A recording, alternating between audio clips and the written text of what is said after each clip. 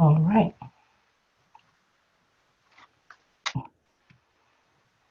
Right, there we go. All right. Hi, everybody. This is Z and then Awanna coming to you from Zoom, and this is going to be a interview with Brandon Campbell from Bronte Avenue Partners, and this is in partnership with me here at NoVa Notes. And before we get started, let's go through a little disclaimer here. We're not selling any financial products or soliciting to you to buy any type of securities or anything like that.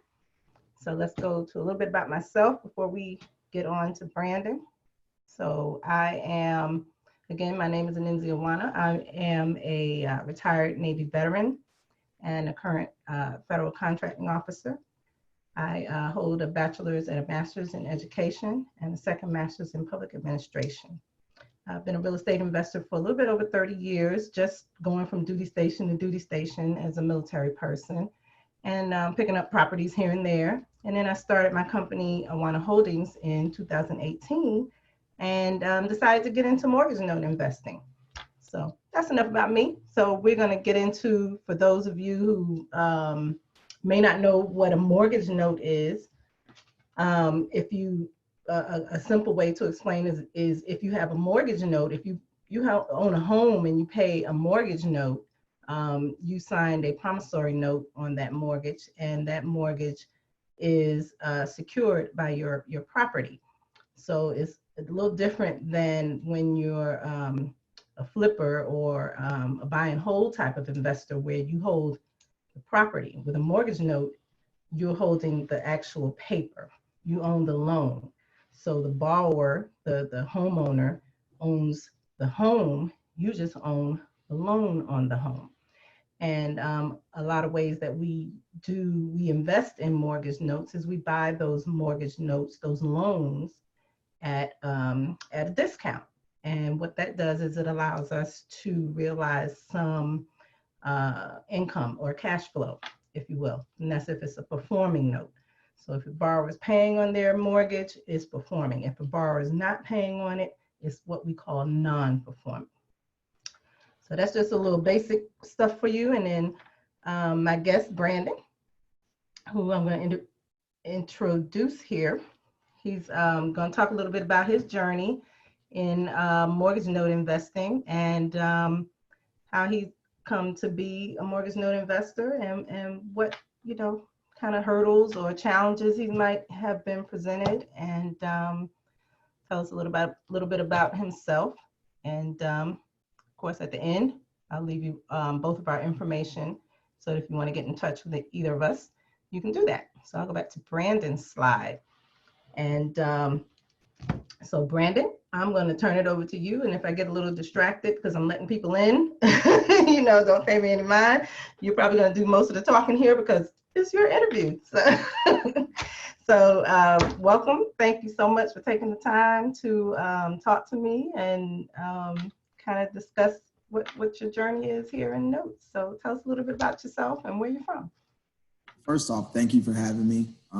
It's a pleasure. It really is. And my name is Brandon Campbell, and I am president of Bronte Avenue Partners. As he said, we actually we invest in distressed mortgage notes all across the nation.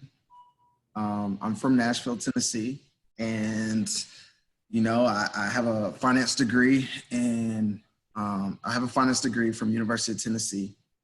I actually had a passion for finance. I thought that I was wanting to do corporate finance until I actually got into it and figured out that wasn't that's not the move. whatsoever at all. I definitely had, a passion for real estate. It was just embedded in me in an early age from my grandfather.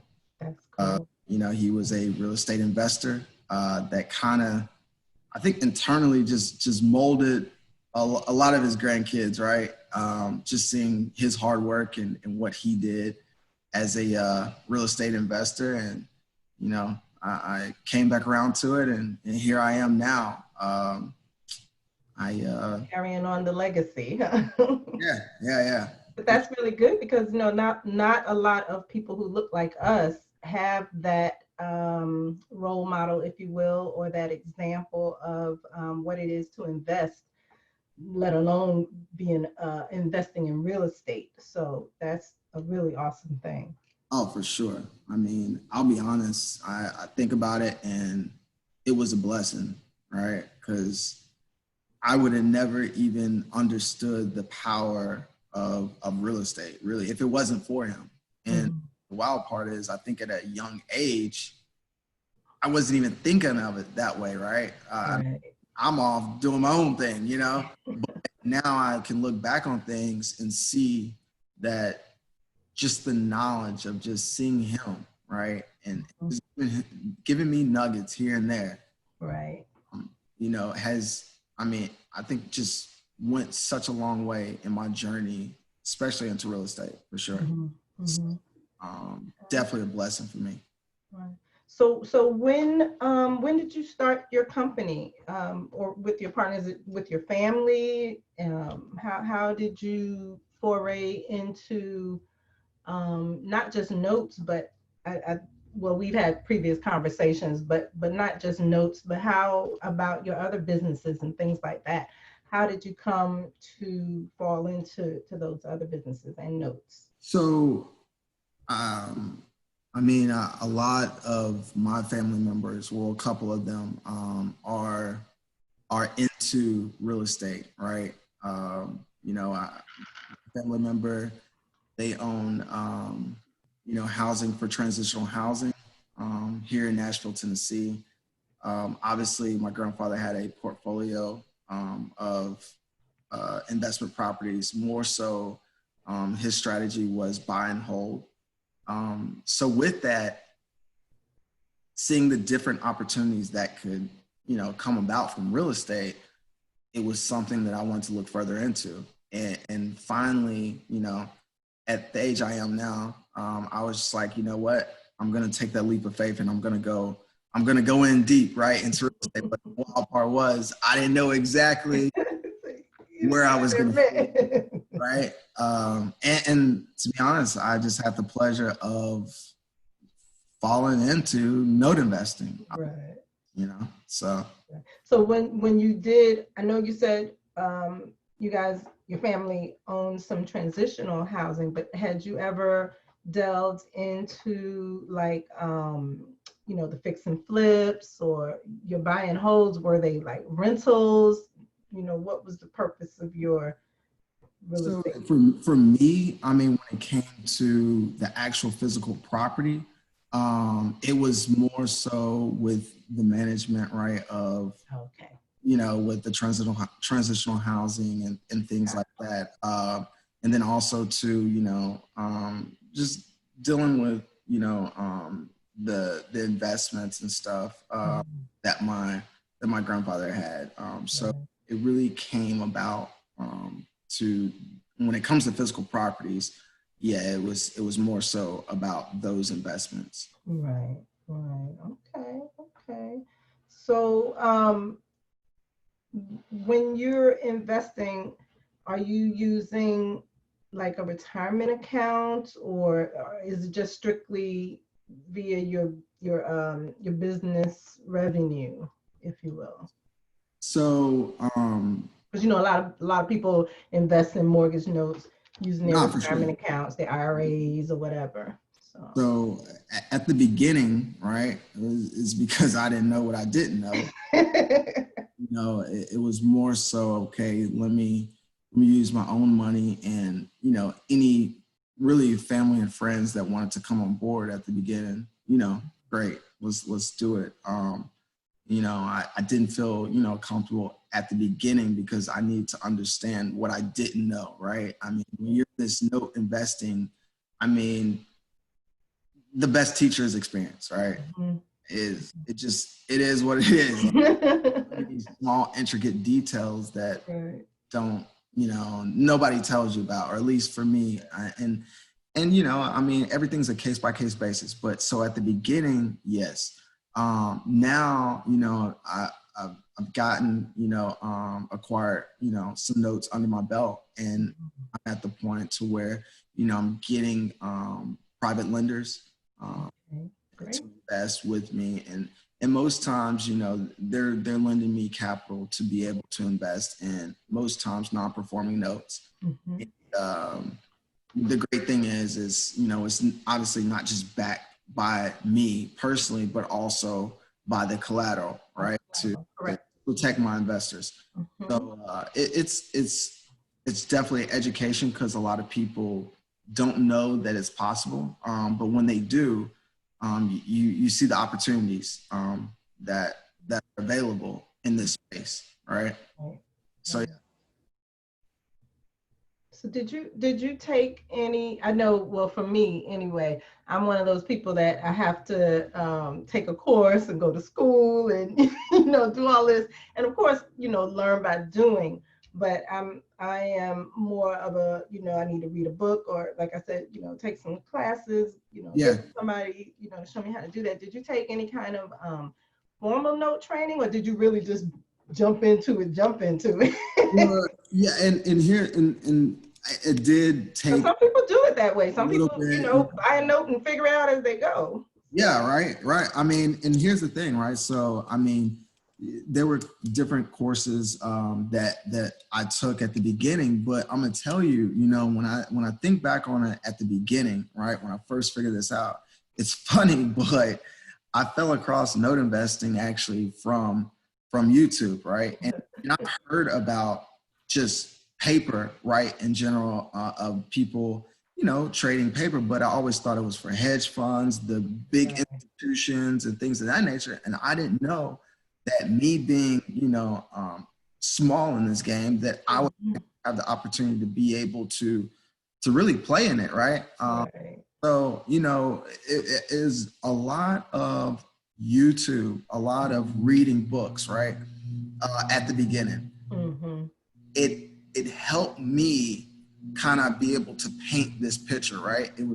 I'm getting little nuggets from one thing, I'm getting nuggets from another, right? And then once I was able to actually Put it all together.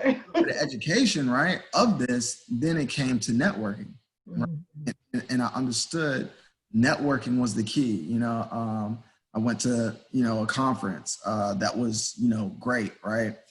Got more education, but then at the same time network with people who were experienced and really doing it. And those things alone, I think, really and truly was the best teachers, right? And it comes down to, it was the experience of buying my first little pool of notes, right? And it's funny, but that has been my best teacher, right? The first buy that I had. But did you have anybody when you first bought your, like your first note, you jumped into the water? Did you have anybody to kind of help you along the way with that note, or did you kind of muddle along with what you had? So this is what I will say. I definitely had some mentors, right? That I went to. I always suggest to people, the first one, at least have a mentor that is willing to kind of just guide you, give you wisdom as it goes, or potentially even partnering with an experienced person. But yes, so I had definitely guidance on that, actually on those notes at the beginning, that really just kind of helped me with the smaller details, right?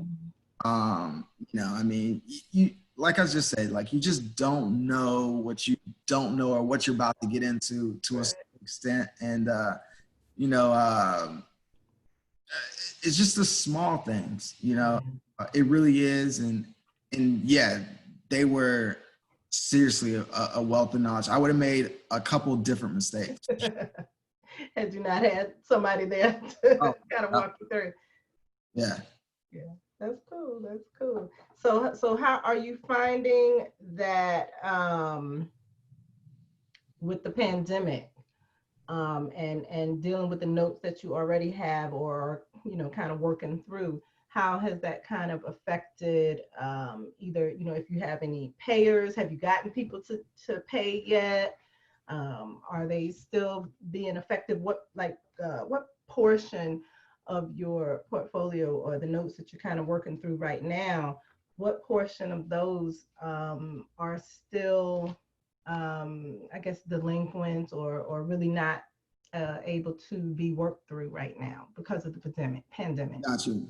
So I was I was grateful by right before the pandemic, right? So I had a performing one. I had just got a deed in lieu from another one, and I'll be honest, this one happened, I think it was in April, and we just had gotten into a payment plan for that one. And the performing one I was able to sell. The one I had just gotten a payment plan, they actually sold their house, and I could not. Oh, you A lucked out. total payoff, right? So I like, Oh, that's awesome. right? So that was definitely a surprise for sure. And then the other one was a deed in lieu, and so I actually had the property at hand. And I think it was around, if I'm not mistaken, I think it was like at the end of March, right? And everything's kind of Shut down. Everything shut down. it was under contract, and I really thought the seller was going to pull out. And I'm thinking to myself, like, well, I don't even know what I'm about to do with because just everything was shutting down. And luckily, the seller they went through with it, and they bought it. So that was definitely great. And I did have a couple of other notes that I have right now, and a couple of the homeowners and stuff. We reached out, they were in contact, and to be honest, a little bit it's kind of gone silent with the pandemic going on. Right. So as of right now, it's just kind of somewhat of a wait and see game. Yeah. To a certain extent, I don't think any of us has a crystal ball to really just know how big of an impact this is going to be. But I'm definitely being patient. So we all know that the note game is a long game, right? Nothing happens overnight. And nothing happens fast. Yeah, and that's how I'm treating it, right? Is not getting nervous or impatient. I'm treating it as though this is a small little setback, so to say, right? Of the process, Right. but it's coming. It's coming along. Okay, cool. So what are some of your longer term goals for your company, and what kind of way do you want to try to scale your business? And do you want to, I know you got a couple of different things, businesses and stuff going on, but are you trying to scale the note business? For sure. So, as I've heard, quite a few note investors talk about, and one of the bigger things that I hear with people who are trying to scale is building systems and processes, right? Being able to use technology to our advantage, be able to scale, right? And for me, yes, definitely want to scale. And I gradually am, right? I've tried to build, processes and systems that have helped me to be as efficient as possible in this space, and obviously I think at some point in time, I probably need some type of VA for sure, right? I'm trying to see exactly where that break-even point is going to be at. As of right now, we have about 19 notes, and for the most part, it's pretty steady, right? Something that definitely is able to be managed. So definitely one of my goals, one of my goals for this year, right, was to be able to buy about at least 25 more. And you're almost there. the COVID thing is kind of, put a little bit of things on pause just because I just kind of want to see how the housing market, if it does shift.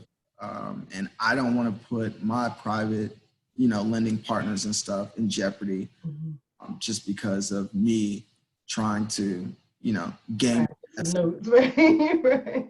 So, And that's funny that you would mention that. I was actually just getting ready to ask you that about, because we're both in the process of raising private capital. What have you found that a lot of private lenders are kind of nervous or scared to actually lend in this environment? Because I found that I found it very challenging to find private lenders, to get capital to invest in, in notes myself. That's just me. I don't know if other people are having the same challenges. But. No, and you're right, right? And I think one of the biggest things that I hear, investors talking about is, that everybody kind of looks back at 2008, right?